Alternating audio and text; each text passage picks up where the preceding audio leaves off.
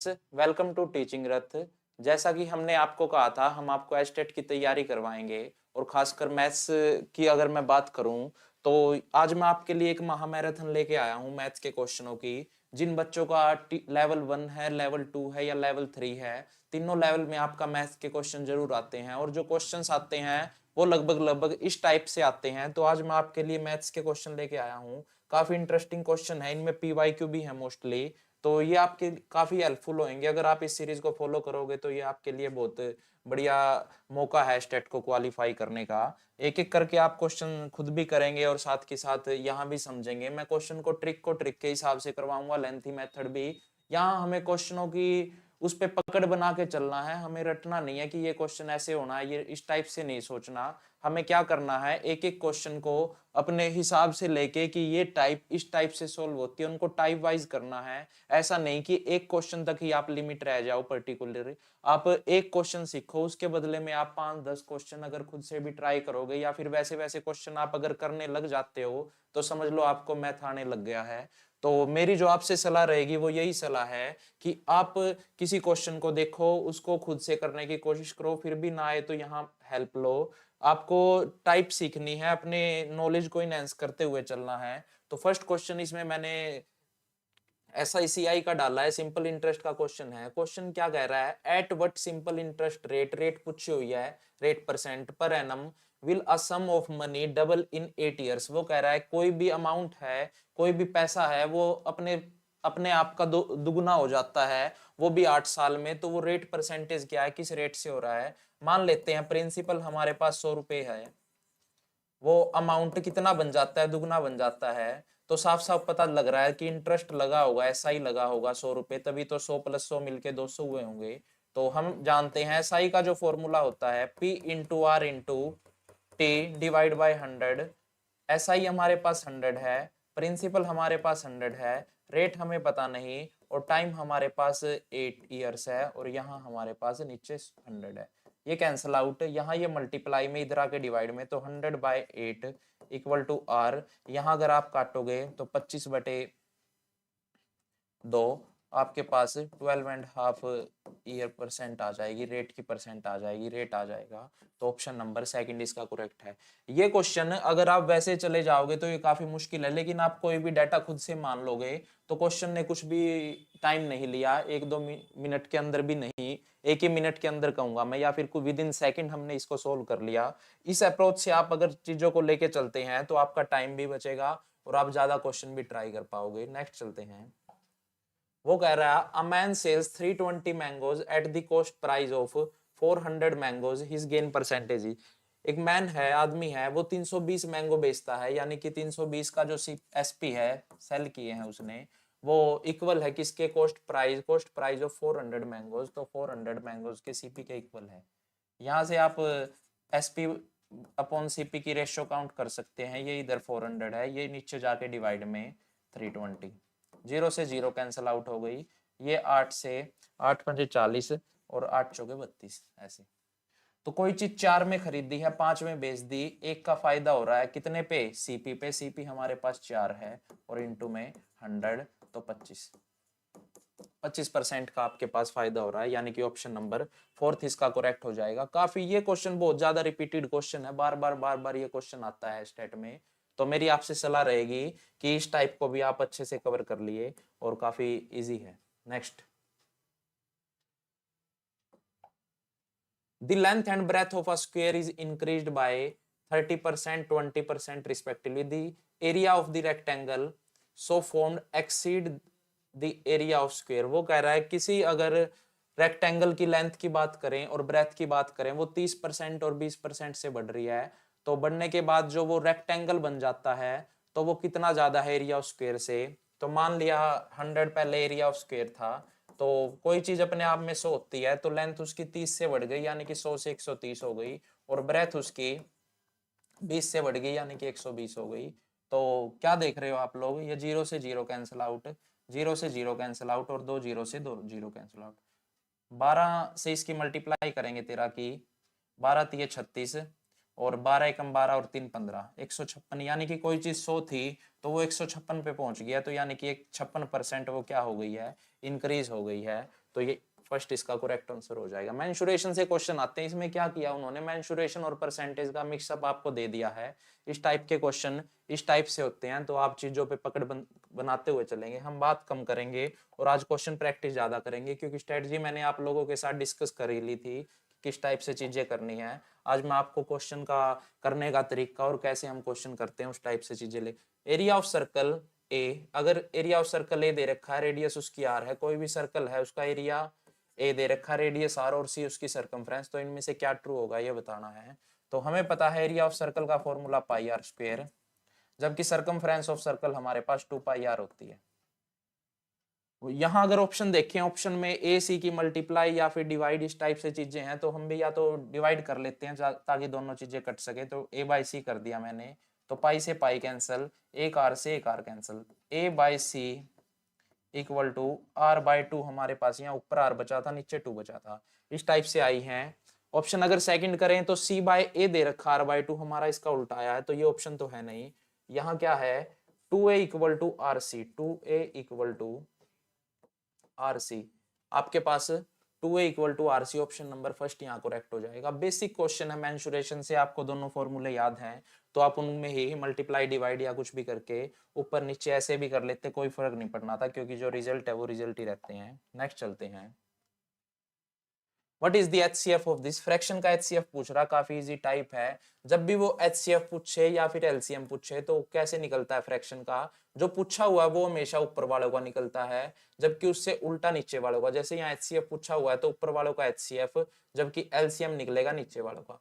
HCF क्या आएगा, वो बड़े से बड़ा नंबर क्या है जो इन तीनों को डिवाइड कर रहा है, तो 5 वो बड़े से बड़ा नंबर है जिससे ये भी डिवाइड हो रहा है, ये भी डिवाइड हो रहा है, ये भी डिवाइड हो रहा है, तो 5 इसका क्या आ गया, एचसीएफ आ गया। जबकि एलसीएम क्या आएगा, बड़े वाले की टेबल पढ़नी है, 36 गुना 1, 36 एकम 36, क्या सब उसको डिवाइड कर रहे हैं, 6 भी 36 को भाग कर रहा है और 18 भी भाग कर रहा है, तो 36 इसका एलसीएम हो जाएगा, तो 36, तो 5/36 इसका क्या आ गया, एचसीएफ आ गया इस फ्रैक्शन का, 5/36 इसका करेक्ट आंसर हो गया। तो ये जो अप्रोच है, यानी कि अगर हमें एचसीएफ पूछा हुआ है किसी फ्रैक्शन का, न्यूमरेटर और डिनोमिनेटर का, तो हम क्या करेंगे, एचसीएफ निकाल देंगे न्यूमरेटर का, जबकि एलसीएम निकाल देंगे डिनोमिनेटर का, इस टाइप से। अगर इसका उल्टा पूछा होता, एचसीएफ पूछा हुआ है, अगर इसका उल्टा एलसीएम पूछा होता, फिर वो ऊपर वालों का एलसीएम और नीचे वालों का एचसीएफ। ये अप्रोच से आपको चीजों को लेके चलना है। नेक्स्ट आपके पास एक बेसिक कैलकुलेशन से सम आया हुआ है, वो कह रहा है x equal to under root 3018 plus under root 36 plus under root 169। ये एक क्वेश्चन पूछा हुआ है। हमें पता है हमें एटलीस्ट 30 तक के स्क्वायर याद होने चाहिए। ये हमारे पास 13 का स्क्वायर है, तो 13 के स्क्वायर से रूट कैंसिल हो जाएगा स्क्वायर से, तो ये 13 आ जाएगा। तो यानी कि ये जो क्वेश्चन कन्वर्ट हो गया ये इसमें हो गया है अंडर रूट 36 प्लस 13। अब इन दोनों को हम ऐड कर लेते हैं, ये ऐड करके आपके पास 49 बन रहा है। 49 हम जानते हैं 7 का स्क्वायर होता है, फिर से स्क्वायर से रूट कैंसिल, तो 3018 प्लस 49 ये आपके पास आ जाएगा। यहाँ देखते हैं 9 और 8 17, 4 5 6 और 0 और 3, इस टाइप से बन रही हैं चीजें। सॉरी ये 7 आएगा, 7 क्योंकि 49 का क्या होता है 7 होता है, तो 18 और 7 25, तो 30 और 25 आएगा, ना कि ये हमने 49 ऐड कर दिया जबकि उसका रूट था 7 ऐड करना था, तो 30 25। ये आपके पास किसका स्क्वायर होता है, यहाँ हमें देखना पड़ेगा। ये आपके पास 5 6 के 30 55 का स्क्वायर होता है। कैसे, 55 का अगर आप स्क्वायर करेंगे 5 का 25 और 5 गुना इससे एक आगे जोड़ के 6, तो 5 गुना 6 30, तो 30 25 इसका। ये आपके पास जब यूनिट डिजिट 5 हो तो डायरेक्ट ट्रिक होती है स्क्वायर से निकालने की। इस टाइप से कम आपको मैं कहूँगा 30 तक के स्क्वायर्स और एटलीस्ट 20 तक के तो क्यूब याद होने चाहिए, तब आप इन चीजों को आसानी से कर सकते हो। ये काफी बेसिक क्वेश्चन था, पीआरटी से आई थिंक ये क्वेश्चन। नेक्स्ट वो कह रहा है the surface area of a sphere is 616। किसी स्फीयर का सरफेस एरिया दे रखा 616 स्क्वायर सेंटीमीटर, तो then what will be its radius, तो इसकी रेडियस क्या होगी। हम जानते हैं एक स्फीयर जो कि एक 3D फिगर है, सर्कल 2D फिगर है, इसका जो TSA और CSA वो सेम होता है, टोटल सरफेस एरिया और कर्व्ड सरफेस एरिया सेम होता है 4 पाई r स्क्वायर। यहाँ आपके पास ये दे रखा है 616 और 4 इंटू पाई की वैल्यू 22/7 और रेडियस आपको बतानी है तो r स्क्वायर। यहाँ आप कैंसिल आउट करोगे, 4 से इसको करोगे 15 चौके 60, एक 4 चौके 16, 154 पे और 22 सत्ता 154, तो नीचे 7 है डिवाइड में, उस तरफ जाके मल्टीप्लाई में, तो 49 इक्वल टू r स्क्वायर। तो r की वैल्यू आपके पास कितनी आ गई, 7 आ गई और सेंटीमीटर। तो 7 is the correct answer for this question. काफी बेसिक क्वेश्चन फॉर्मूले से आया हुआ है, इस टाइप के क्वेश्चन आप इजिली कर सकते हैं। बस मेंसुरेशन के जो मेरे हिसाब से 30 से 35 फॉर्मूलाज हैं वो आपको टिप्स पे आने चाहिए, उसके बाद ये क्वेश्चन काफी इजी रहते हैं। नेक्स्ट क्वेश्चन, नेक्स्ट इसमें ये बार से क्वेश्चन आया हुआ है, बार वाली टाइप भी कई बार इंटरेस्टिंग होती है। वो कह रहा है 0.7 बार प्लस 0.6 बार माइनस 0.5 बार, ये क्वेश्चन आपके पास। आप जानते हो जो नंबर दिया गया उसको एज इट इज लिखते हैं। इसको सोल्व कैसे करते हैं, जो नंबर दिया गया उसको एज इट इज, डेसिमल के बाद जितनों पे बार है उसके नाम का 9, डेसिमल के बाद जितनों पे बार नहीं है उसके नाम की 0, ऐसा कोई नंबर ही नहीं है तो ये 9 ही। ऐसे ही सेम प्रोसेस से ये जो नंबर दिया गया उसको लिखो, डेसिमल के बाद जितनों पे बार है उसके नाम का 9, जितनों पे बार नहीं होता तो उसके नाम की 0 और लिख देते, और ये 5/9 से मेथड से आ जाएंगे तीनों। तो 9 7 6 और 5, 7 और 6 13, 13 माइनस 5/9 यानी कि 8/9 इसका करेक्ट आंसर हो जाएगा। अगर बार में ही पूछता तो 0.8 बार, तो 8/9 ऑप्शन नंबर सेकंड इसका करेक्ट आंसर हो जाएगा। तो बार वाली टाइप आप इस टाइप से कर सकते हो। नेक्स्ट इसमें यूनिट डिजिट का क्वेश्चन है। यूनिट डिजिट के क्वेश्चन एस्टेट पहले पूछता था, अब तो फिलहाल कम है, बाकी पूछ भी सकता है। तो यूनिट डिजिट कैसे काउंट होती है, आखिरी की डिजिट, और ये मल्टीप्लाई में तो हमें भी मल्टीप्लाई करनी पड़ेगी। तो 5 1 जा 5 और 5 6 जा 30, तो यहाँ यूनिट डिजिट 5 थी इन दोनों की, जबकि इंटू 6 करेंगे तो यहाँ 30, यूनिट डिजिट 0, और 0 इंटू 8 करेंगे फिर से 0, तो इस क्वेश्चन का आंसर ही 0 है। क्यों, क्योंकि यूनिट डिजिट पूछी हुई थी। जब भी एक 0 बन जाए आप कितनी बार ही मल्टीप्लाई कर लेना, वो हमेशा 0 ही बनाती चलेगी। तो इस टाइप के क्वेश्चन 0 यूनिट डिजिट आ गई। Next question, next question train से आया हुआ हमारा, distance and time, distance time speed से। A train 70 metre 700 metre long is running at a speed of 72 kilometer per hour. If it is crosses a tunnel in 1 minute, then the length of the tunnel is tunnel. तो tunnel, bridge या फिर platform का जब भी case आ जाए, आपको एक बात याद रखनी पड़ेगी कि जब भी प्लेटफॉर्म, ब्रिज या फिर टनल का केस आ जाए तो यहाँ लेंथ जो काउंट होती है ये प्लेटफॉर्म, ब्रिज या फिर टनल की और साथ के साथ ट्रेन की, दोनों की लेंथ यहाँ ऐड ऑन होती है। ये आपके पास ट्रेन है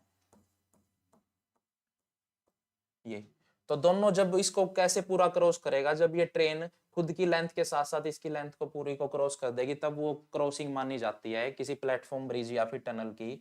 तो आपको ये जो है 70 मीटर लॉन्ग दे रखी है एक ट्रेन, तो ट्रेन की लेंथ आपको 700 मीटर लॉन्ग दे रखी है, 700 मीटर, और इसकी स्पीड दे रखी है 72 किलोमीटर पर आवर। तो ये मीटर में है, ये किलोमीटर पर आवर में, तो पहले तो इसको ही चेंज कर लेते हैं। तो आपको छोटे में जाना है तो ऊपर छोटा नंबर नीचे बड़ा नंबर, ये डायरेक्ट ट्रिक है इसकी।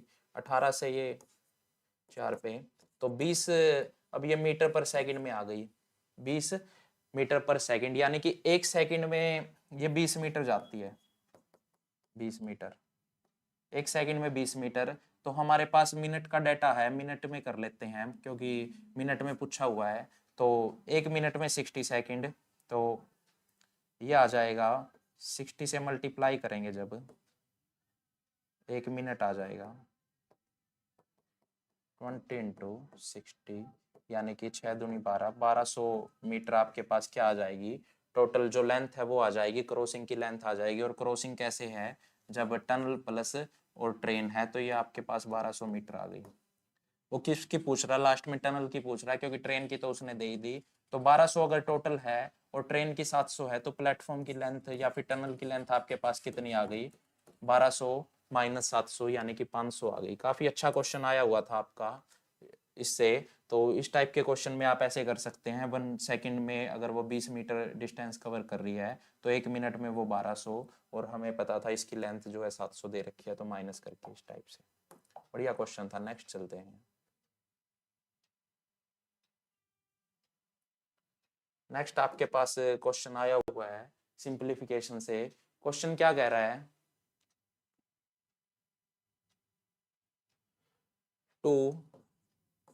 2x minus 3 equal to 1/8 x minus 4। तो x की वैल्यू फाइंड आउट करनी है। इस टाइप के क्वेश्चन एस्टेट के फेवरेट क्वेश्चन है। वो क्या, हम भी क्या कर लेते हैं, यहाँ 2 में कन्वर्ट कर लेते हैं इसको भी। तो 8 क्या होता है आपके पास, 2 की पावर 3 होता है, 2 की 3 बार गुना 8 होता है, और इनटू में आपके पास x माइनस 4 पड़ा हुआ है। यहाँ अगर आप मल्टीप्लाई करोगे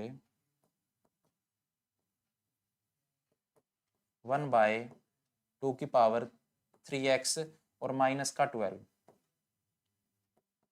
ये अगर आप इसको ऊपर लेके जाओगे, आपको पता ही है कि अगर कभी भी पावर ऊपर जाती है तो वो नेगेटिव हो जाती है इस टाइप से। तो यहाँ भी ये नेगेटिव हो जाएंगे, 2x माइनस 3, ये आपके पास 2, तो 3 यहाँ पॉजिटिव है तो माइनस, और यहाँ ये माइनस 12 है तो ये प्लस 12, इस टाइप से।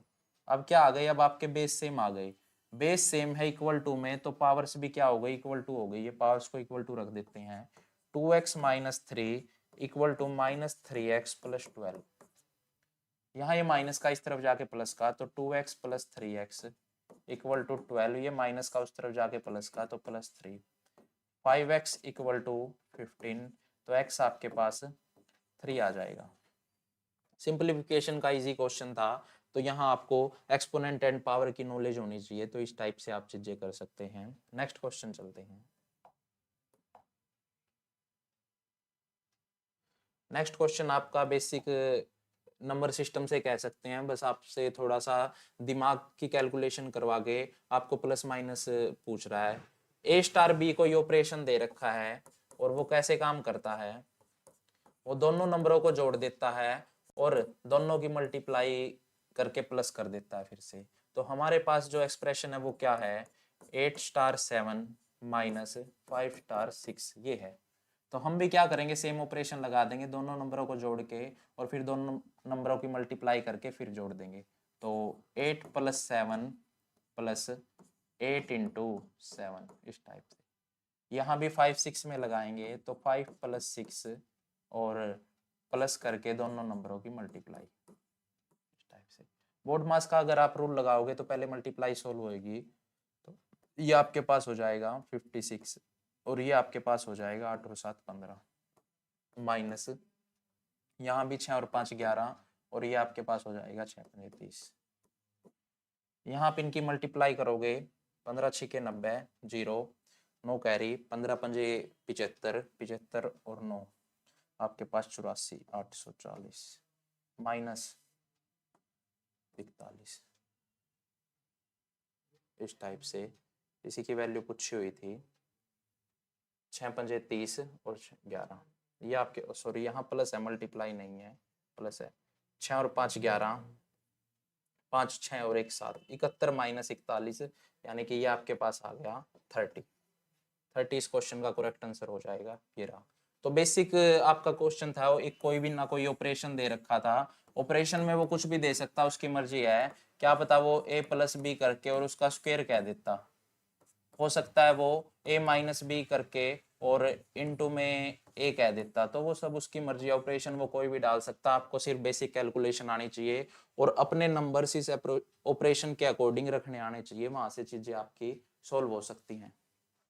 कॉमन पार्ट के 30, बिल्कुल सही जवाब आपका 30 इस क्वेश्चन का करेक्ट आंसर हो जाएगा, 71 माइनस 41। नेक्स्ट चलते हैं। नेक्स्ट क्वेश्चन कह रहा है कि अगर y प्लस 1/z की वैल्यू 1 है, y प्लस 1/z की वैल्यू अगर 1 है और x प्लस 1/y की वैल्यू आपके पास 1 है, तो आपको x, y और z की वैल्यू बतानी।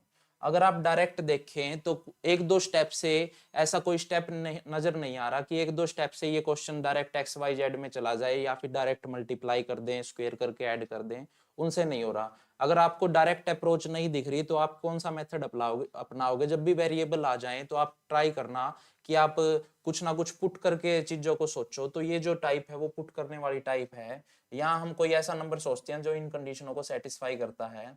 अगर मैं y की जगह 2 मान लेता हूँ और z की जगह मैं -1 मान लेता हूँ, तो आप देख सकते हैं 1/-1 तो ये 1 आ रहा है और 1 ही हमारा था, यानी कि ये बिल्कुल सेटिस्फाई कर रहा है। मैंने y को 2 और z को -1 माना है।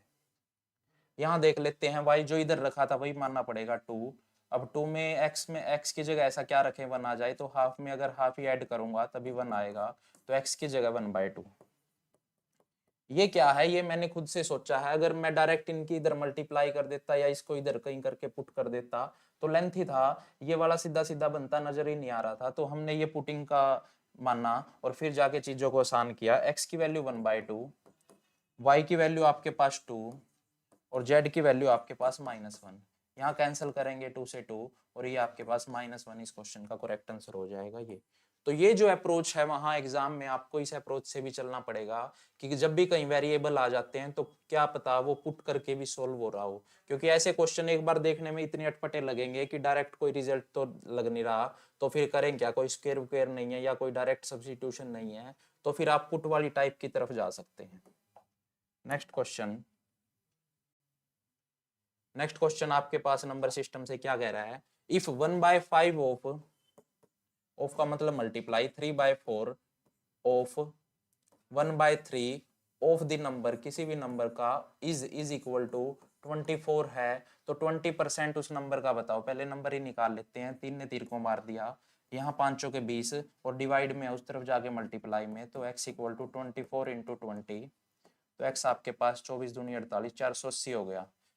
आंसर ये नहीं, आंसर इसका 20% है, तो आपको पता ही है 480 का 20%, 480 गुना 20/100, जीरो ने जीरो को 48 दूनी 96, तो 96 इसका करेक्ट आंसर हो जाएगा, ऑप्शन नंबर 3।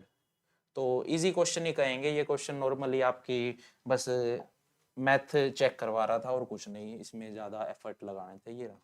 ये बढ़िया टाइप है, ये टाइप आपको रिमेंबर टाइप है, इसको आपको याद ही रखना पड़ेगा, नहीं तो आप लेंथी मेथड से जाओगे तो बहुत लेंथी हो जाएगा।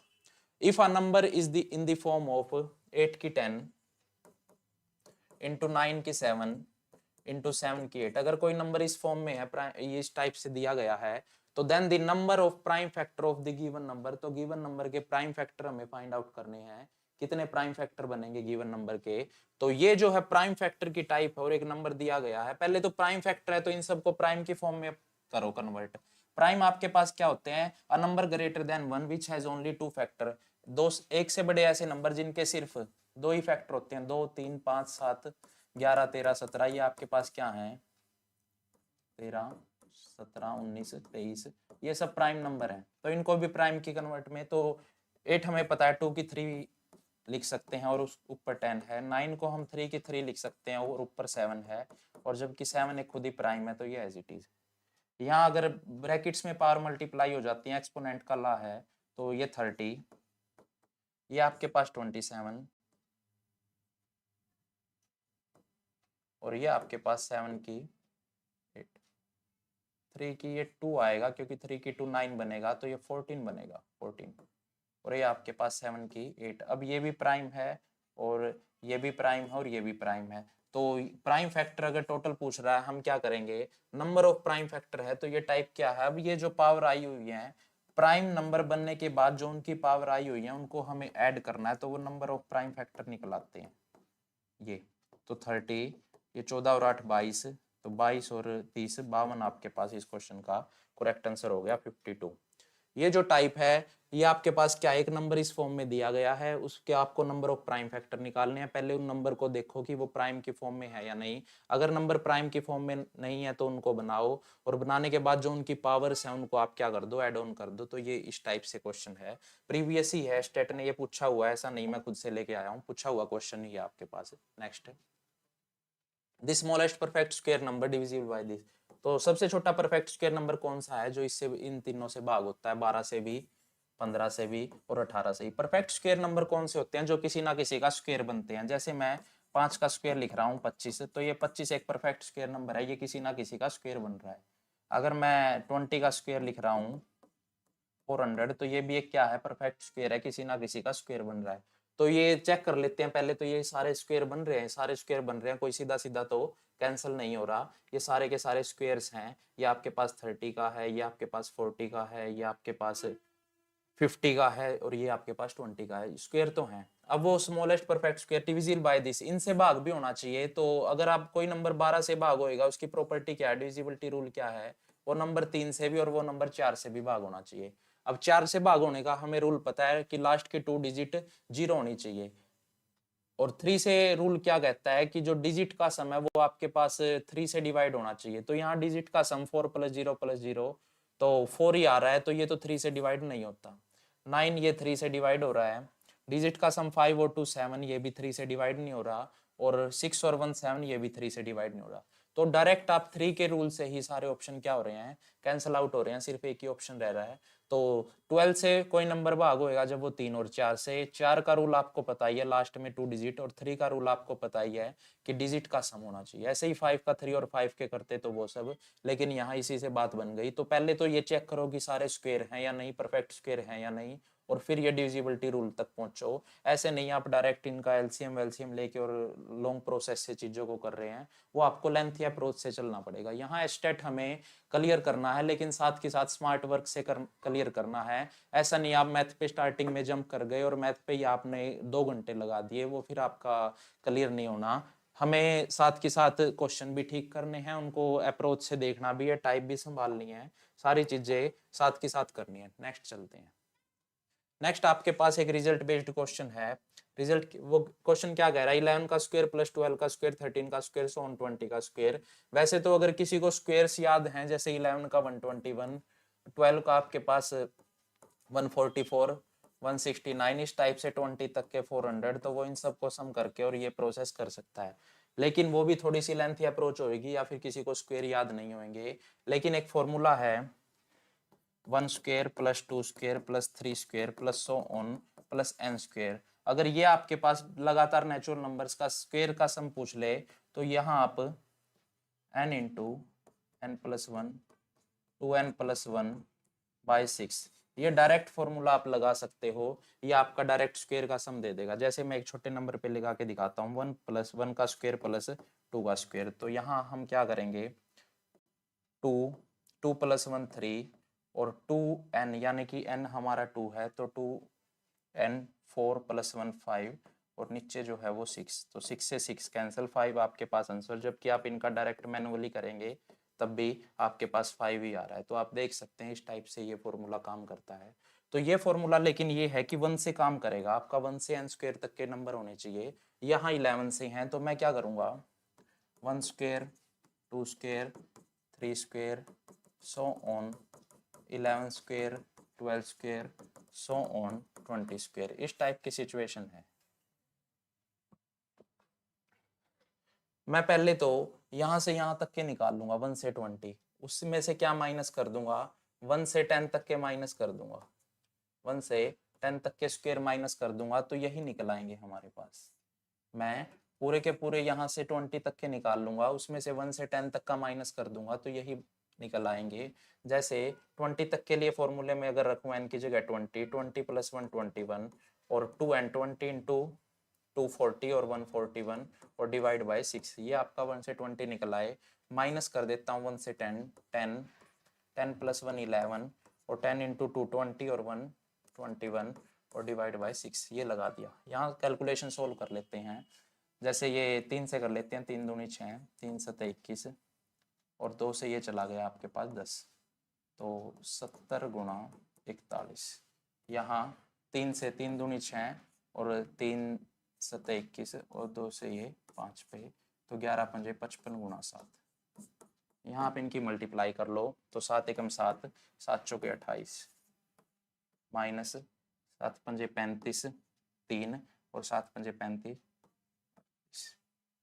माइनस करेंगे 2 8 7 0 में से। अगर मैं 3 8 5 माइनस करूँगा तो 10 में से 5 गए 5, यहाँ आपके पास 6, 16 में से 8 गए 8 और यहाँ आपके पास 7, 7 में से 3 गए 4 और यहाँ 2, तो 24 85 इस क्वेश्चन का करेक्ट आंसर हो जाएगा, जो कि है 4th। क्वेश्चन समझाने में टाइम लग गया, लेकिन अगर डायरेक्ट आप अप्रोच से करते तो इतना टाइम नहीं लगता। मैं तो दोनों तरीकों से बता रहा हूँ। आप अगर स्क्वायर्स याद हैं तब भी कर सकते हो, लेकिन ये अप्रोच याद है, ये तब भी कर सकते हो। 1 से अगर n स्क्वायर तक के फॉर्मूले आपको ये सम याद है तो आप यहाँ से 2-3 फॉर्मूले और हैं नॉलेज के लिए, उनको भी लिख लो। अगर n तक का पूछता बिना स्क्वायर तो वो आपके पास n इंटू n प्लस 1/2 हो जाता। अगर क्यूब कर देता 3 की क्यूब ऐसे करके n की क्यूब करता तो वो आपका सेम n जैसा होता, लेकिन उसके ऊपर क्या हो जाता, होल का स्क्वायर हो जाता, इस टाइप से। तो स्क्वायर, सिंगल पावर और क्यूब ये तीनों आपको नॉलेज में होने चाहिए। तो इस टाइप के फॉर्मूले को आप नोट कर लेना ताकि ये आपके फ्यूचर में काम आ सके। नेक्स्ट क्वेश्चन चलते हैं। नेक्स्ट आपके पास को प्राइम से क्वेश्चन है। को प्राइम और ट्विंग प्राइम, इनकी आपको नॉलेज होनी चाहिए। सबसे पहले प्राइम की ही होनी चाहिए। कई बच्चों को प्राइम तक ही नहीं पता होता, जबकि पीआरटी में आपका एस्टेट का फेवरेट टॉपिक है, वो 1 2 3 क्वेश्चन प्राइम से जरूर डालता है। तो प्राइम से क्वेश्चन क्या कहता है, प्राइम होते ही क्या है, a number greater than 1 which has only 2 factor. A number greater than 1 which have only 2 factors, तो ये प्राइम है। 2 इसमें सबसे स्मॉलेस्ट होता है, 2 3 5 7 11 13 17 19 23, ये सब प्राइम है। 2 आपके पास क्या है, स्मॉलेस्ट प्राइम है और साथ के साथ इवन प्राइम भी है, तो 2 ये प्रॉपर्टी रखता है दोनों। जबकि 3 स्मॉलेस्ट ओड प्राइम है, स्मॉलेस्ट ओड प्राइम।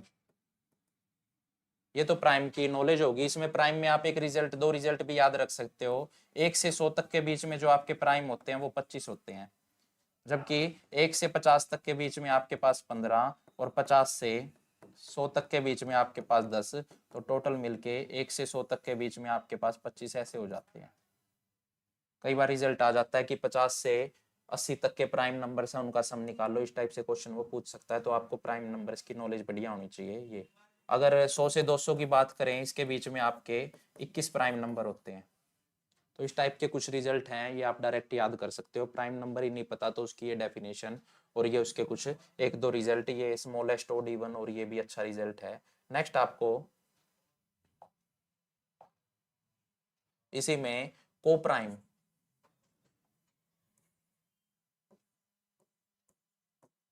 को प्राइम नंबर क्या होते हैं, ऐसे नंबर जिनका HCF 1 होता है। ऐसे नंबर जिनका HCF 1 होता है वो को प्राइम होते हैं, यानी कि उनमें 1 से अलग और कुछ भी कॉमन नहीं होना चाहिए, तभी उनका HCF 1 होएगा, तो वो को प्राइम कहलाएंगे। जैसे अगर मैं 3 और 5 की बात करूं तो इनका HCF 1 है। यहाँ प्राइम होना कोई जरूरी नहीं, मैं 4 और 7 भी ले सकता हूँ, ये भी क्या है, इनका HCF भी 1 है। कई बार हमें रटना नहीं है कि को प्राइम में प्राइम वर्ड है तो प्राइम होने जरूरी है, ऐसा कुछ नहीं है। आप नॉन प्राइम नंबर के साथ भी कर सकते हो। तो को प्राइम नंबर क्या है, जिनका HCF 1 हो। जबकि ट्विंग्स प्राइम क्या है, यहाँ प्राइम होना जरूरी है। ऐसे 2 प्राइम नंबर जिनका डिफरेंस 2 हो, ऐसे 2 प्राइम नंबर जिनका डिफरेंस 2 हो, जैसे 3 और 5 क्या है आपके पास, ट्विंग्स प्राइम है, ये पेयर में ही होते हैं। जैसे मैं कह दूं 17 और 19 आपके पास क्या है, ट्विंग्स प्राइम है। 5 और 7 आपके पास ट्विंग्स प्राइम, दोनों प्राइम है और इनका HCF 1 है। आपके पास 71 और 73 भी क्या है, ट्विंग्स प्राइम है। तो ट्विंग्स प्राइम कई बार भी क्वेश्चन आ जाता है कि which of the following is twins prime, तो इनमें से कौन सा ट्विंग्स प्राइम है, तो 4 ऑप्शन दिए होते हैं, इनमें से कोई एक ऑप्शन मिल जाता है तो उस पर आप क्लिक कर सकते हैं, करेक्ट कर सकते हैं। तो ये 1 से 100 तक के बीच में लगभग लगभग 6 ट्विंग्स प्राइम होते हैं। तो यहाँ को प्राइम क्या है, जिनका HCF 1 है। यहाँ HCF देखेंगे तो आपके पास 7 आ रहा है, तो ये तो है नहीं। यहाँ देखोगे तो HCF आपका यहाँ भी 1 नहीं आ रहा, ये भी 2 से डिविजिबल है, ये भी 2 से, इनफैक्ट 4 से भी डिविजिबल है, तो यहाँ तो है नहीं, HCF 4 है। यहाँ आपका दोनों 13 से डिवाइड हो रहे हैं, तो ये 13 HCF है, यहाँ भी नहीं है। तो ये दोनों नंबर हैं जहाँ HCF कितना आ रहा है आपका, 1 आ रहा है। तो जिनका HCF 1 आता है तो वही क्या होते हैं, आपके को प्राइम होते हैं। तो को प्राइम आपके पास सेकंड 17 और 25 आ गए। नेक्स्ट चलते हैं। कमेंट वगैरह भी कर सकते हैं आप, अगर कोई आपको ऐसे क्वेश्चन पूछना है या फिर कोई दिक्कत आ रही है तो मैं आपको बता दूंगा। नेक्स्ट क्वेश्चन इसमें, प्रोबेबिलिटी से क्वेश्चन है, स्टैट से कई क्वेश्चन आते हैं, मीन मोड मीडियन प्रोबेबिलिटी, ये सारे स्टैट के ही टाइप हैं। वो कह रहा है 12 tickets are numbered from 1 to 12, 1 से 12 तक की टिकट दे रखे हैं जिन पे 1 से 12 ही लिखे हुए हैं। तो 1 2 3 4 5 6 11 12 तक की ये टिकट है, उन पे 1 से 12 तक की नंबरिंग लिखी हुई है। If one ticket is selected at random, एक टिकट इनमें से सिलेक्ट कर लिया random, then the probability that the number on the ticket is a multiple of 2 और 3, जो उस पे नंबर आएगा वो 2 और 3 का मल्टीपल आएगा, तो कितने चांसेस है, कितनी प्रोबेबिलिटी है। प्रोबेबिलिटी का आप फॉर्मूला जानते ही हैं, प्रोबेबिलिटी ऑफ इवेंट ई क्या होता है, पीई का formula number of favourable outcome, favourable outcome divide by total number of outcome. यह आपके पास प्रोबेबिलिटी का फॉर्मूला होता है जो हमारे फेवर में है, यानी कि 2 और 3 के मल्टीपल हमारे फेवर में होंगे, और टोटल ये हमारे पास 12 है, तो नीचे तो 12 आएगा, इसमें तो कोई डाउट नहीं है। 2 और 3 के मल्टीपल देख लेते हैं। मल्टीपल क्या होते हैं जो उनकी टेबल में आते हैं। 2 के मल्टीपल क्या है, 2 4 6 8 10 12, ये 2 के मल्टीपल है। 3 के मल्टीपल 3 6 हमने ले लिया 9, तो ये 3 के मल्टीपल है। तो ये टोटल कितने हो गए, 3 3 6 और 2 8, 8/12। तो हमारे फेवर में ये 8 आए हैं जो 2 या 3 के मल्टीपल हैं। 4 से काट भी लेते हैं, 4 दूनी 8 और 4 तिये 12, तो 2/3 इस क्वेश्चन का करेक्ट आंसर हो जाएगा। प्रोबेबिलिटी की अगर मैं और आपसे डिस्कस करूं तो प्रोबेबिलिटी किसी भी इवेंट की 0 या 0 से बड़ी और 1 या 1 से छोटी होती है। ये आपके पास डायरेक्ट रिजल्ट है। अगर कोई भी आंसर आपको प्रोबेबिलिटी का 1 से ग्रेटर दिख गया, 1.25 या 2 या 7 कुछ भी दिख गया, तो वो आपके पास डायरेक्ट रॉन्ग है, क्योंकि प्रोबेबिलिटी कभी 1 से बड़ी जा ही नहीं सकती। इस करके उन्होंने आंसर भी सारे 1 से छोटे दे रखे हैं। जबकि नेगेटिव में भी नहीं जा सकती, 0 से हमेशा बड़ी रहेगी। कभी भी आपको आंसर नेगेटिव में दिखे तो वो तो डायरेक्ट आप क्रॉस कर देना, क्योंकि प्रोबेबिलिटी ऐसे काम करती नहीं। 0 हो सकती है, क्योंकि 0 वाले को बोलते हैं इम्पॉसिबल इवेंट, इम्पॉसिबल इवेंट, और 1 वाले को बोलते हैं श्योर इवेंट। जैसे मैं कह दूं कि एक बैग में रेड कलर की गेंद है, मैंने एक गेंद निकाली, एक बॉल निकाली, वो बताओ कितने चांसेस वो रेड ही निकले। तो जब है ही रेड तो निकलेगी रेड, तो वहां 100% चांसेस है, वहां श्योर इवेंट है, वहां प्रोबेबिलिटी 1 आएंगी। जबकि यही सेम एग्जांपल मैं इम्पॉसिबल इवेंट में लिखूं, बोलूं, तो वो क्या आएगा कि एक बैग में लाल कलर की गेंदें हैं, रेड कलर की बॉल हैं, मैंने एक बॉल निकाली, कितने चांसेस, वो व्हाइट कलर की निकले, तो वहां 0 है चांसेस। क्यों? क्योंकि व्हाइट कलर की है ही नहीं। तो ये 2 टाइप से ये। और यहाँ जो प्रोबेबिलिटी किसी भी इवेंट के होने की और किसी भी इवेंट के ना होने की, पी नोट, तो ये आपके पास हमेशा ऑलवेज इक्वल टू 1 आता है। कई बार सीईटी वगैरह या कुछ एग्जाम्स में तो ये डायरेक्ट रिजल्ट ही पूछ लिया जाता है कि प्रोबेबिलिटी का रिलेशन बताओ किस टाइप से है, तो वहां एक के होने की दे देता, कई बार ना होने की पूछ लेता, या ना होने की दे के होने की पूछ लेता है, तो 1 माइनस सब्ट्रैक्ट हो जाएगा। तो यहाँ प्रोबेबिलिटी से कुछ इस टाइप के क्वेश्चन आपको डाई की, आपको कॉइन्स की, आपको कार्ड्स की, इस टाइप की नॉलेज प्रोबेबिलिटी के क्वेश्चनों को करने के लिए होनी चाहिए। आगे फर्दर क्लासेस में हम और डिस्कस करेंगे इसके बारे में। तो इस क्वेश्चन का जो आंसर है वो 2/3 है। नेक्स्ट लेके चलते हैं। नेक्स्ट आपके पास क्वेश्चन क्या कह रहा है, प्रॉफिट लॉस से ही है। Ramesh sold 2 motorcycle for ₹54,500 each. Ramesh ने क्या किया, 2 मोटरसाइकिल बेच दी 54,500 रुपए में। ही earns profit of 8% on 1 motorcycle. एक मोटरसाइकिल पे उसने 8% क्या करवाया है, प्रॉफिट कमाया है, जबकि दूसरी पे 8% लॉस किया है। दूसरी पे उसने 8% लॉस किया है। On another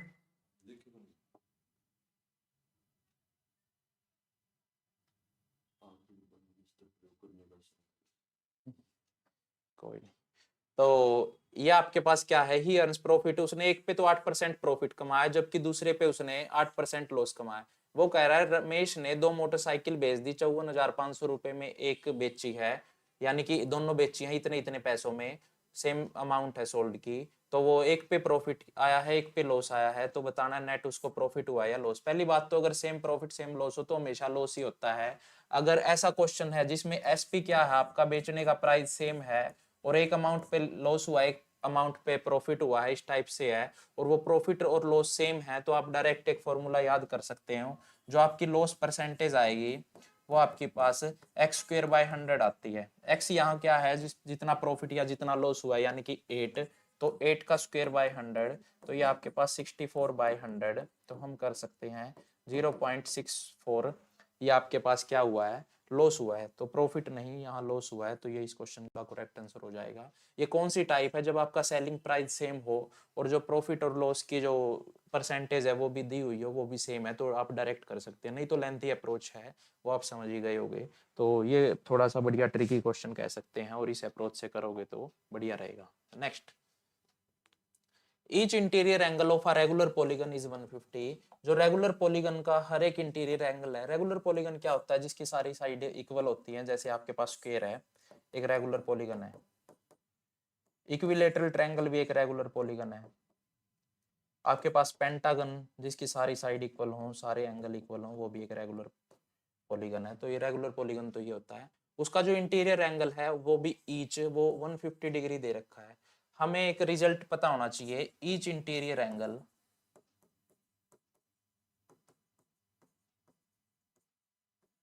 of a polygon is equal to n-2 into 180। ये 8th क्लास से आपका रिजल्ट है, पॉलीगन क्वाड्रिलेटरल चैप्टर से या फिर पॉलीगन चैप्टर से, लाइन एंड एंगल से। तो ये ईच इंटीरियर एंगल, हर एक इंटीरियर एंगल का इंटीरियर और एक्सटीरियर को आप इस टाइप से समझ सकते हैं, ये कोई ट्रायंगल है, ये इसका इंटीरियर एंगल है, और जबकि ये इसका एक्सटीरियर एंगल है, तो इंटीरियर प्लस एक्सटीरियर का सम इज इक्वल टू 180, क्योंकि ये लीनियर पेयर है। एक रिजल्ट तो ये। दूसरा क्या, ईच इंटीरियर एंगल उन्होंने 150 दे रखा है, और n की वैल्यू, n यहाँ नंबर ऑफ साइड है, तो n-2 इंटू 180। हमें साइड ही फाइंड आउट करनी है, यानी कि n की वैल्यू ही, तो 0 ने 0 को और 3 से करेंगे, 3 पंजे 15, 3 छिके 18, डिवाइड बाय n भी होता है, क्योंकि ईच वर्ड जब भी आ जाता है तो उसमें डिवाइड बाय n आएगा, जबकि अगर सिंपल इंटीरियर पूछता है तो वहाँ n नहीं आता, तो डिवाइड बाय n। तो यहाँ ये क्रॉस मल्टीप्लाई करवा देते हैं, 5n equal to 6n minus 12, तो ये उधर और ये इधर, 12 इस तरफ जाके प्लस का, जबकि 5n उधर जाके माइनस का, तो ये आपके पास n और यहाँ 12, तो 12 उस पॉलीगन की क्या आ जाएंगी, साइड आ जाएंगी, 12 साइड। दो तीन रिजल्ट आपको बताना पसंद करूंगा मैं। एक तो जब भी कभी सम ऑफ एक्सटीरियर आ जाए, सम ऑफ एक्सटीरियर एंगल्स, ये आपके पास 360 होता है, सारे के सारे एक्सटीरियर एंगलों का जोड़ 360 होता है। जैसे ये पेंटागन है, इसके एक्सटीरियर एंगल ये, इसका ये, इसका यहाँ ये और ये सबका जोड़ आपके पास 360 होएगा। अगर ईच एक्सटीरियर पूछ ले, इसमें भी ईच वर्ड लगा दे, ईच एक्सटीरियर एंगल, तो डिवाइड बाय n, n यहाँ नंबर ऑफ साइड है, तो ये एक्सटीरियर के रिजल्ट है। जबकि इंटीरियर का रिजल्ट आपके पास ये है। अगर ईच वर्ड ना आता तो मैंने बता दिया n-2 इंटू 180, ये आपके पास इंटीरियर का है। अगर वो डायरेक्ट इंटीरियर का दे देता, इंटीरियर एंगल इतना है, इंटीरियर का सम इतना है, तो ये रिजल्ट। ईच वर्ड बोल दे तो डिवाइड बाय n, इसमें ईच वर्ड बोल दे तो डिवाइड बाय n, n यहाँ नंबर ऑफ साइड है। अगर डायरेक्ट पूछता है तो 360, ये ऑलवेज 360 रहेगा एक्सटीरियर का सम, कोई भी पॉलीगन दे रखा हो हमेशा 360 रहता है। तो इस टाइप से इस क्वेश्चन का आंसर 12 है, जबकि दो तीन रिजल्ट आप यहाँ से ऐसे नॉलेज में रख सकते हो। नेक्स्ट क्वेश्चन चलते हैं।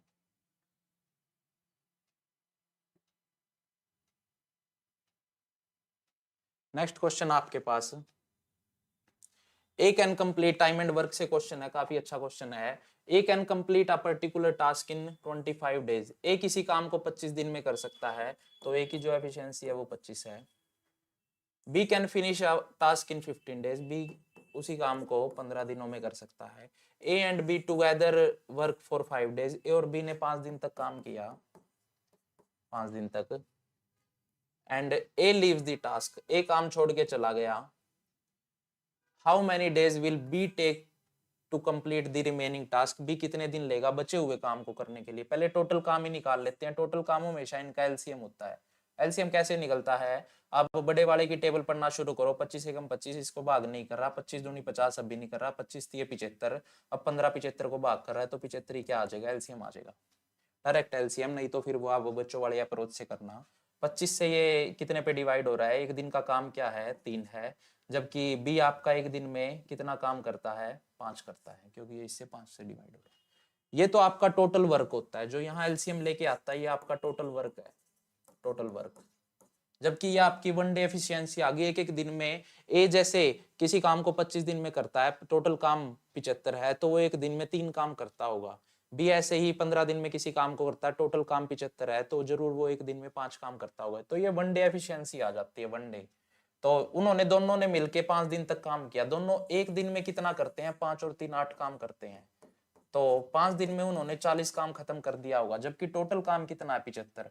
75 में से 40 उन्होंने 5 दिन में खत्म कर दिया, तो माइनस कितना रह गया आपके पास? 35 काम रह गया। 35 काम किसको करना है? ए तो चला गया, तो बी को करना है।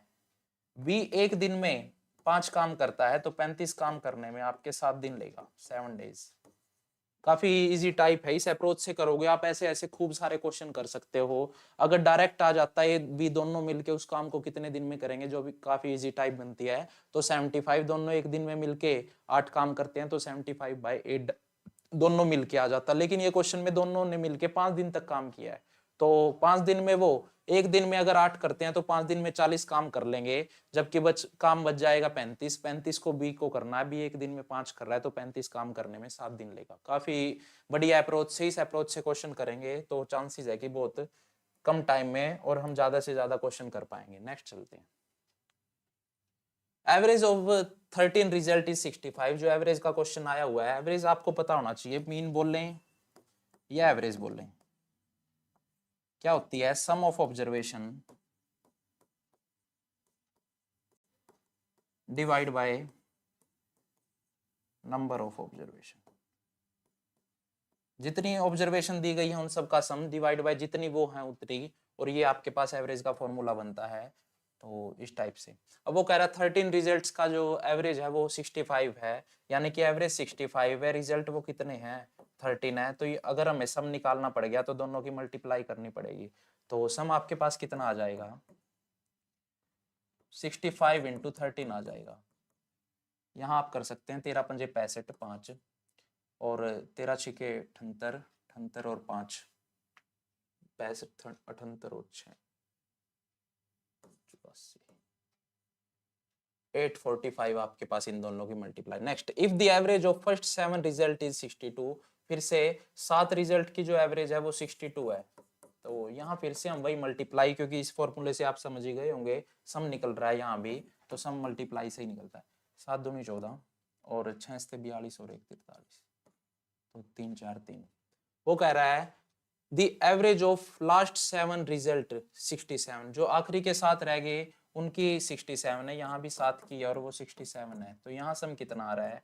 यहाँ सम आ रहा है 7 से 7 49, 4 और 7 6 42, 42 और 4 40, तो यहाँ सम ये आ रहा है। तो यहाँ वो टोटल पहली लाइन में तो पूरा 13 बता रहा है, जबकि यहाँ वो 7 7 करके 14 की इंफॉर्मेशन दे रहा है। तो 9 और 4 13, 6 और 3 9 और 1 10 और 4 और 4 8 और 1 9, तो 903 की उसने इंफॉर्मेशन हमें दे दी, जबकि स्टार्टिंग में इंफॉर्मेशन उसने 845 की दी है। तो वो यही कह रहा है कि जो नंबर एक्स्ट्रा लिया है 7th रिजल्ट वो कितना है? तो टोटल जो अब आया है और उसमें से पहले था वो माइनस कर देते हैं। 13 में से 5 गए 8, यहाँ कैरी 9 में से 4 गए 5, तो 58 इस क्वेश्चन का करेक्ट आंसर हो जाएगा। एवरेज से क्वेश्चन था। हम मल्टीप्लाई क्यों कर रहे हैं उसके पीछे का रीजन ये है, क्यों? क्योंकि एवरेज का फॉर्मूला ही हमें ये कह रहा है, अगर आपके पास सम नहीं है तो सम कैसे आएगा? इन दोनों की जो एवरेज दी गई है और जो नंबर ऑफ ऑब्जर्वेशन है, जितने नंबरों की है, 13 नंबरों की है तो 13 से करना पड़ेगा, 7 की है तो 7 से करना पड़ेगा। इस टाइप से यहाँ मल्टीप्लाई का रिजल्ट हमें समझना पड़ेगा क्यों कर रहे हैं। तो पहले जो इन्फॉर्मेशन थी वो इतनी थी और स्टार्टिंग में उसने इतनी दी है, तो दोनों को सब्ट्रैक्ट करके जो एक एक्स्ट्रा आया है वो 58 है, तब जाके ये हमारा रिजल्ट आया है। इस टाइप से आप एवरेज के क्वेश्चन कर सकते हैं। Next, if mean and median of a distribution are 60 and 48 respectively, then mode of the distribution। तो mean mode median statistics chapter है ये। आपको mean average तो मैंने बता ही दिया, sum of observation, mode की भी आपको नॉलेज होनी चाहिए, मोस्ट रिपीटेड फ्रीक्वेंसी या मोस्ट रिपीटेड डाटा। तो अगर मैंने एक डाटा लिख रहा हूँ 2 2 4 6 8 2 3, तो इसमें अगर मोड कोई पूछे तो सबसे ज्यादा बार जो रिपीट हुआ है वो मोड हो जाता है, मोड यानी कि तो इसका मोड आ जाएगा। जबकि इसी में अगर कोई मीडियन पूछ लेता तो डाटा को असेंडिंग या डिसेंडिंग ऑर्डर में अरेंज करो, मैं असेंडिंग ऑर्डर में कर लेता हूँ 2 2 2, उसके बाद 3, उसके बाद 4, उसके बाद 6 और उसके बाद 8 असेंडिंग ऑर्डर में। तो जो सेंटर में लाई करेगा 3 इधर से छोड़ दिए 3 इधर से, ये आपका क्या हो जाएगा? मीडियन हो जाएगा। अगर सेंटर में 2 लाई करते तो दोनों को जोड़ के डिवाइड बाय 2 वो आपका मीडियन हो जाता। ये कब के लिए है? जब डाटा आपका अनग्रुप्ड दे रखा हो, यानी कि ऐसे रैंडम बिखरे हुए नंबर दे रखे हो। ग्रुप डाटा के लिए रिजल्ट बदल जाते हैं, तो ये अनग्रुप डाटा के लिए आपका मीन मोड मीडियन इस टाइप से है। अगर यहाँ मीन पूछता तो सबको जोड़ के डिवाइड बाय जितने ये नंबर हैं वो कर देता, वो मैंने पिछले क्वेश्चन में मीन में बताया। अब आपका एक रिजल्ट है मीन मोड और मीडियन का, जो तीनों का रिलेशन आपको बताता है। वो रिजल्ट क्या है? आपके पास मोड आता है कैसे? 3 मीडियन -2 मीन। ये एक रिजल्ट है जो आपको डायरेक्ट याद होना चाहिए। कई बार स्टैटिस से क्वेश्चन पूछता है इसी रिजल्ट से, लगभग हर साल ही पूछता है। तो मीन एंड मीडियन आपके पास दे रखे हैं, जो पहले दे रखा है वो मीन है और जो बाद में दे रखा है वो मीडियन है, यानी कि मीन 60 है और मीडियन 48 है। तो मीडियन की जगह तो मैं 48 और जबकि मीन की जगह मैं 60। और पूछा हुआ है मोड, हमारा भी मोड ही आएगा कैसे? 8 तिये 24 और 4 तिये 12, 13 14 माइनस 60 दूनी 120 माइनस कर देते हैं। तो ये के पास 24 इस क्वेश्चन का क्या आ गया? मोड आ गया 24। तो मीन मोड मीडियन और ये रिलेशन, इन चीजों की आपको इन्फॉर्मेशन होनी चाहिए। अगर डाटा आपका अनग्रुप्ड है तो मीन मोड मीडियन मैंने बता दिए और तीनों का रिलेशन इस टाइप से आप बता दिया। जबकि अगर डाटा ग्रुप्ड आ जाता, जहां आपको क्लास इंटरवल दिया होता है, क्लास मार्क्स दिए होते हैं, फ्रीक्वेंसी दी होती है, उस टाइम आपके पास मीन निकालने का आपने क्लास 10th में पढ़ा भी होगा, summation FI/XI divide by summation FI, इस टाइप से चीजें होती हैं। मोड के लिए भी अलग चीजें हैं और मीडियन के लिए कम्युलेटिव फ्रीक्वेंसी CF निकालनी पड़ती है। ये थोड़ा सा लेंथी टाइप आ जाती है स्टेट कभी कभार ही, या मुश्किल से मैंने एक ही क्वेश्चन देखा है जो इस बेस पे आया है, वो भी मीन से ही आया, मोड मीडियन से तो वो भी नहीं। ज्यादातर हर साल यही तरीके से आते हैं, या तो इससे या फिर वो आपके पास मीन मोड मीडियन इस टाइप से क्वेश्चन देता है। ये जो ग्रुप डाटा है इससे काफी कम क्वेश्चन मिलते हैं। Next, height of equilateral triangle having side 6 centimetre. तो हाइट बतानी है इक्विलेटरल ट्रायंगल की। अगर आपके पास जो साइड है वो 6 सेंटीमीटर दे रखी है, ये आपके पास इंफॉर्मेशन है, हम देख लेते हैं। इक्विलेटरल ट्रायंगल क्या है? ऐसा ट्रायंगल जिसकी तीनों साइड और तीनों एंगल इक्वल हो, रेगुलर पॉलीगन ही है। तो तीनों साइड और तीनों एंगल 60 के, और सम ऑफ ऑल इंटीरियर एंगल वो आपके पास 180 होता है। तो इक्विलेटरल ट्रायंगल की जो हाइट बतानी है, ये वाली इसकी हाइट है, ये बतानी है। अगर इसकी जो साइड है वो 6 दे रखी हो, तो डायरेक्ट फॉर्मूला है हाइट का और एरिया का। हाइट का फॉर्मूला क्या है आपके पास? हाइट ऑफ इक्विलेटरल ट्रायंगल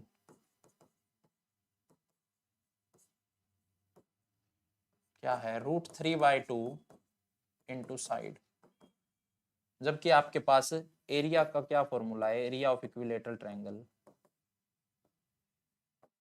ये आपके पास √3/4 साइड का स्क्वायर। ये दोनों फॉर्मूले इक्विलेटरल ट्रायंगल से भी हर बार क्वेश्चन आता है आपके स्टेट में, तो ये आपको दोनों याद करने पड़ेंगे, रिमेंबर होने चाहिए। √3/4 साइड कितनी दे रखी है? साइड आपके पास 6 दे रखी है। 2 से ये 3 पे कैंसिल, तो 3√3 आपके पास क्या आ गया? इस ट्रायंगल का हाइट आ गई इसकी। एरिया अगर निकालना पड़ता, मैं वैसे निकाल के दिखा देता हूँ, जबकि एरिया यहाँ पूछा नहीं गया। साइड आपके पास 6 है, तो 6 का स्क्वायर 36, तो ये आपके पास हो गया 9 चौके 36, तो 4√3 सब कुछ सेंटीमीटर में है, तो सेंटीमीटर स्क्वायर। ये आपके पास एरिया है, जबकि पूछा नहीं हुआ आपने, इसमें हाइट पूछी हुई है, तो ये इतने सेंटीमीटर आ जाएगी।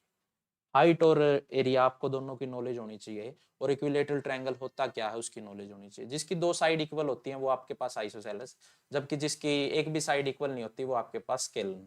तो वहां भी आप हीरोन्स फॉर्मूले से उनके एरिया वगैरह निकाल सकते हैं।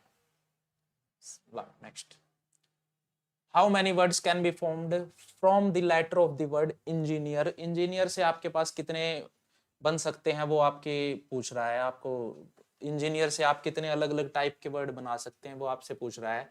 तो इंजीनियर इस टाइप के क्वेश्चन परमुटेशन से आते हैं, अरेंजमेंट से। ENGINER,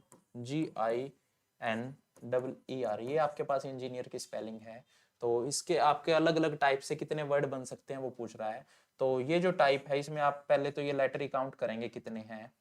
1 2 3 4 5 6 7 8, 8 आपके पास, तो 8 फैक्टोरियल इसका ऊपर। और जिसकी भी फ्रीक्वेंसी जितनी है, यानी कि जो जितनी बार रिपीट कर रहा है उससे वो माइनस भी करने पड़ेंगे। जैसे ई यहाँ 3 बार रिपीट कर रहा है तो 3 का फैक्टोरियल डिवाइड में, और एन यहाँ 2 बार है तो 2 का फैक्टोरियल और डिवाइड में। अगर यहाँ कोई और लेटर भी होता, आई अगर 2 बार होता तो 1 2 का फैक्टोरियल और आ जाता। आपके ये माइनस भी करने पड़ेंगे, क्यों?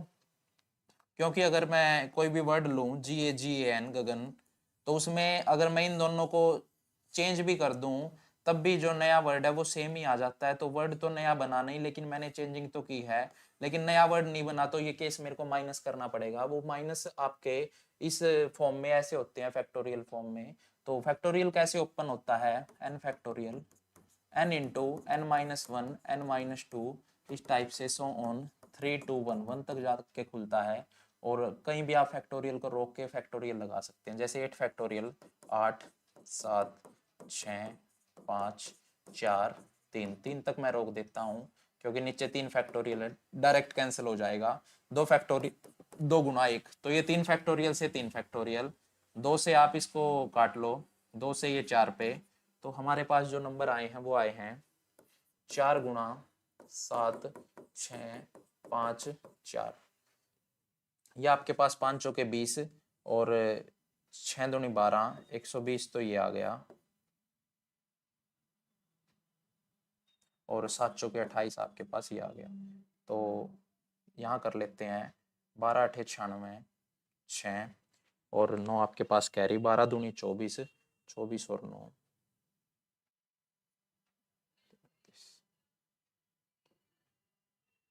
अच्छा आपके पास ये 33 60 आपका करेक्ट आंसर आया है, क्योंकि मल्टीप्लाई करने के बाद वही। तो जो मैंने बताया है इस टाइप से आप चीजों को करके चलेंगे। अभी पिछली साल ही पेपर करवा रहा था मैं, तो उसमें एप्पल का था, एप्पल का तो पता ही है 5 का फैक्टोरियल और डिवाइड बाय p 2 बार आया हुआ है, तो 2 के फैक्टोरियल से डिवाइड, तो 5 4 3 2 2 तक रोक दिया, नीचे 2 है ही, तो ये कैंसिल, 5 का 20 20 दिए 60, वहां आंसर 60 था। तो ये हर बार क्वेश्चन आता है एक, जो आपका फैक्टोरियल फॉर्म से होता है। इस टाइप को आप ऐसे कर सकते हैं कि जो फैक्टोरियल है उसकी थोड़ी सी नॉलेज लेके वो कहीं तक भी 1 तक जा सकता है लास्ट, और कहीं भी उसको रोक सकते हैं कैंसिल करने के लिए, और इस टाइप से आप कर सकते हैं। आपको कुछ फैक्टोरियल भी डायरेक्ट याद होने चाहिए, जैसे 0 का फैक्टोरियल आपके पास 1 होता है, 1 का फैक्टोरियल भी 1 होता है, 2 का फैक्टोरियल 2 गुना 1 2, 3 का फैक्टोरियल 3 गुना 2 गुना 1 यानी कि 6, 4 का फैक्टोरियल आपके पास 24 और 5 का फैक्टोरियल आपके पास 120, 6 का फैक्टोरियल 720, जबकि 7 का फैक्टोरियल आपके पास 5040 और 8 का फैक्टोरियल 40 320, इस टाइप से है। Next, if one angle of a triangle is 50, किसी ट्रायंगल का एक एंगल 50 दे रखा है, difference between the remaining to angle is 30, जो बचे हुए 2 एंगल है उनका डिफरेंस 30 दे रखा है, तो सबसे छोटा एंगल बताना है। इसके लिए आपको क्वेश्चन की टाइप समझनी पड़ेगी। एक एंगल आपके पास 50 दे रखा है और जो 2 एंगल हैं उनका डिफरेंस आपके पास वो 50 30 दे रखा है। तो ये आपको पता ही है कि sum of all interior angle of a triangle, angle sum property क्या कहती है किसी भी ट्रायंगल के, कि तीनों का जोड़ आपके पास 180 होएगा। तो 50 प्लस एक्स प्लस वाई आपके पास 180, तो x प्लस वाई आपके पास 180 माइनस 50 यानी कि 130। तो एक इक्वेशन ये है, एक इक्वेशन ये है, एलिमिनेशन से दोनों को सोल्व कर लेते हैं। यहाँ कैंसल, 2x इक्वल टू ये आपके पास 160, तो x आपके पास आ जाएगा 80। x अगर 80 है तो y की वैल्यू निकाल लेता हूँ, इसमें रख देता हूँ 80 plus y equal to 130, y equal to 130 minus इधर प्लस में उस तरफ जाके माइनस में, तो 130 माइनस 80 ये आपके पास आ जाएगा 50। तो वो स्मॉलर ही पूछ रहा था, स्मॉलर 50 50 और x आपके पास 80 है, तो छोटे वाला 50 ही है, या तो ये 50 कह लो या y जो 50 आया उसको कह लो, तो छोटे वाला 50 है। इस टाइप से आपको ट्रायंगल के तीनों एंगलों का जोड़ पता होना चाहिए, 180 है। अगर इसकी जगह क्वाड्रिलेटरल होता वहां आपका चारों एंगलों का जोड़ 360 है, जबकि पेंटागन होता तो पांचों एंगलों का जोड़ आपके पास 540, जबकि हेक्सागन होता तो 720। तो इस टाइप से एंगल सम प्रॉपर्टी आपको ट्रायंगल्स की या फिर क्वाड्रिलेटरल्स की, पेंटागन की, ऐसे आपको रिमेंबर होने चाहिए 5-7 रिजल्ट। तो ये question easy. Next, in an office 3/5 of total employees are female, किसी भी ऑफिस में 3/5 जो टोटल एम्प्लॉयज हैं वो फीमेल हैं, यानी कि ये फीमेल और ये मेल, 5 में से 3 वहां क्या हैं, फीमेल हैं, and the rest are male, तो रेस्ट आर मेल हैं। तो 5 में से 3 अगर फीमेल है तो मेल कितने रह गए, मेल 2 रह गए, 5 में से 2 क्या हैं, मेल हैं।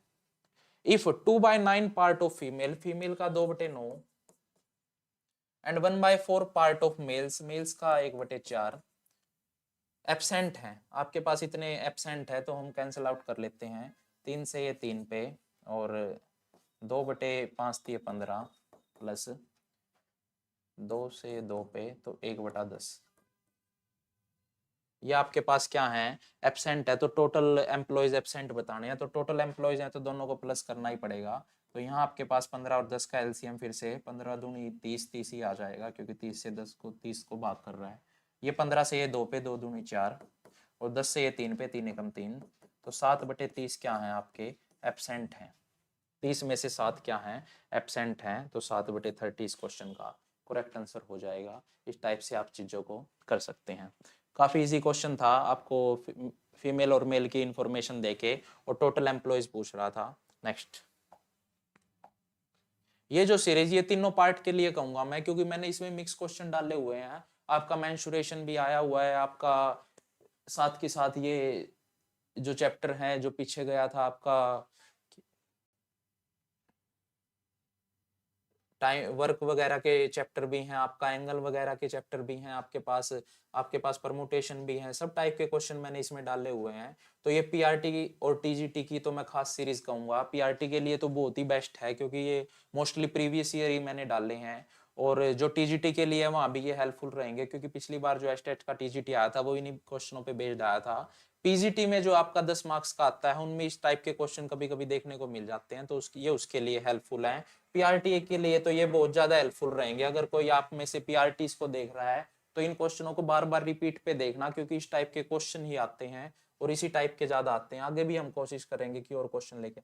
A metal sphere of radius 9 centimeter melted and small balls of radius 0.6 centimeter are being made from it the number of small ball. तो स्मॉल बॉल निकालनी है। क्या किया उसने, एक मेटल का स्फीयर है, स्फीयर एक 3D शेप है सर्कल जैसा ही, लेकिन वो 3D है जैसे आपकी फुटबॉल है, तो ये उसकी रेडियस होती है। 3D शेप है जिसकी रेडियस 9 है, और उसको मेल्टेड करके छोटे छोटे स्मॉल बॉल बना दिए। स्मॉल बॉल बनेंगे वो भी आपके 3D शेप के स्फीयर ही बनेंगे। ये इसकी कैपिटल आर मान लो रेडियस, तो छोटे छोटे बना दिए जिनकी रेडियस 0.6 है, इसकी तो 0.6 है, और जबकि ये आपके पास 9 सेंटीमीटर था। तो ये स्मॉल बॉल बताने कितने बनेंगे, तो नंबर ऑफ स्मॉल बॉल्स निकालने का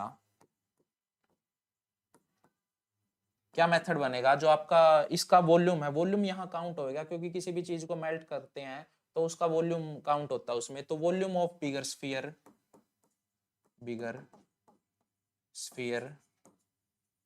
divide by volume of one sphere ball या फिर वन बॉल जो छोटी है स्मॉल है उसका, इसके पूरे वॉल्यूम में से डिवाइड कर दूं इसकी एक बॉल का वॉल्यूम, तो ये टोटल बॉल्स कितनी है वो निकल आएंगी। तो वॉल्यूम ऑफ बिगर स्फीयर, आपके पास स्फीयर का वॉल्यूम क्या होता है 4/3 पाई, अगर बड़ा है तो कैपिटल आर का क्यूब, और छोटे के लिए 4/3।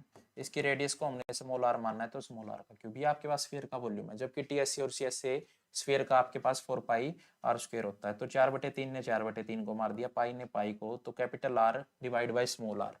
कैपिटल आर की वैल्यू आपके पास क्यूब करना है तो 9 क्यूब है तो 3 बार, और स्मॉल आर आपके पास 0.6 है तो 6 6 6, और इनके जो डेसिमल है बाय 10 वो पलट के ऊपर, तो 10 × 10 × 10 यानी कि 1000 वो ऊपर चलेगा।